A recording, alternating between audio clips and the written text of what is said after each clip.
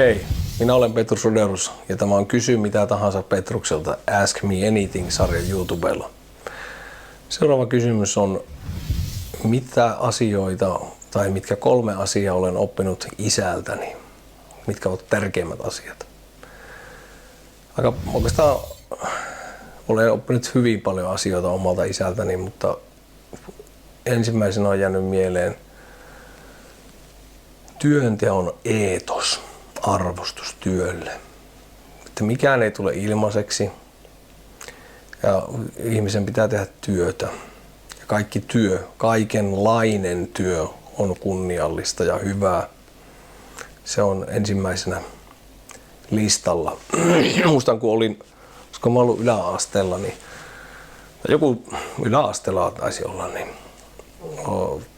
halusin päästä diskoon, niin sitten ei mulla ollut rahaa mennä sinne tietenkään, niin pyysin isältä rahaa, niin isä vaan tokasi, että paljon on mukavia asioita maailmassa.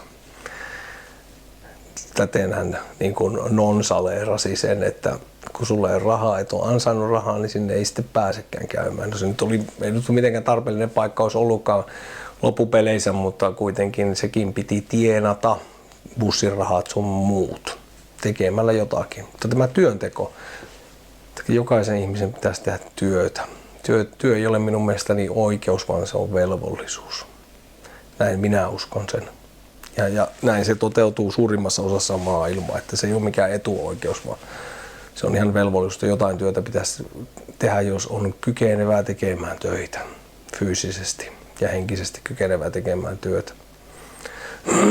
Sitten toinen asia on rehellisyys, mitä opin isältäni sen, että semmoinen suoruus. Tämä on itse asiassa aika suomalainen eetos myös, tämmöinen suorapuheisuus.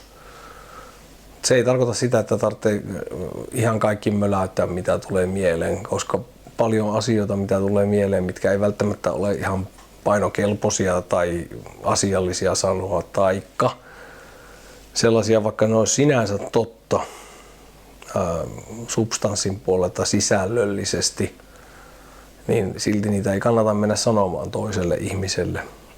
Sitä ei ole rehellisyys sellainen, että mennään sanomaan, että onpa tuo vanhan näköinen tuo sun vaate, tai vaikka se pitäisikin asiallisesti paikkansa, niin se ei ole mitenkään tarpeellista sanoa.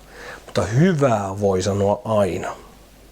Mutta siinäkin pitää olla rehellinen, että ei sano semmoisia asioita, mitkä ei pidä paikkaansa. Eli kehuu ihan oikeista asioista ja nimenomaan kehuu. Kehuminen tarkoittaa sitä, että sanoo jotain positiivista. Kehu-sana on vähän semmoinen huono kaiku sillä Suomessa, että se kuulostaa vähän semmoista turhalta, mutta ei hyvän puhuminen ole turhaa. Se oli siis rehellisyys oli toinen.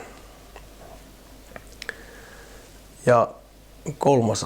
asia oikeastaan nivoutuu tuohon ensimmäiseen kaikkein voimakkaammin, niin sellainen pitkäjänteisyys.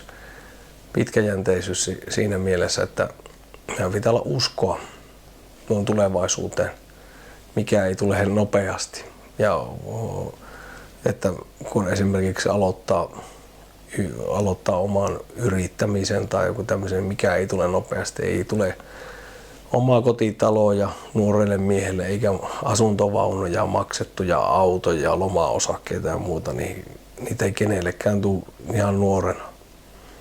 Mutta harvalle tulee. Joku saattaa olla niinkin onnekas, että saa hyvin nuorena niitä, mutta sellainen, että pitkäjänteisyyttä vaatii kaikki. Ei ainoastaan opiskelu akateemisella tasolla. Senkin voi jotkut suorittaa nopeammin kuin toiset, mutta kuitenkin sellainen pitkäjänteisyys, että ei anna periksi. Sellainen periksi antamattomuus, niin nämä 3 asiaa, eli työn eetos ja rehellisyys ja periksi antamattomuus, niin ne on jäänyt semmoisena opetuksena omalta isältäni mieleen, jotka allekirjoitan vahvasti. Ja voin sanoa, että arvostan niitä todella paljon. Kiitos.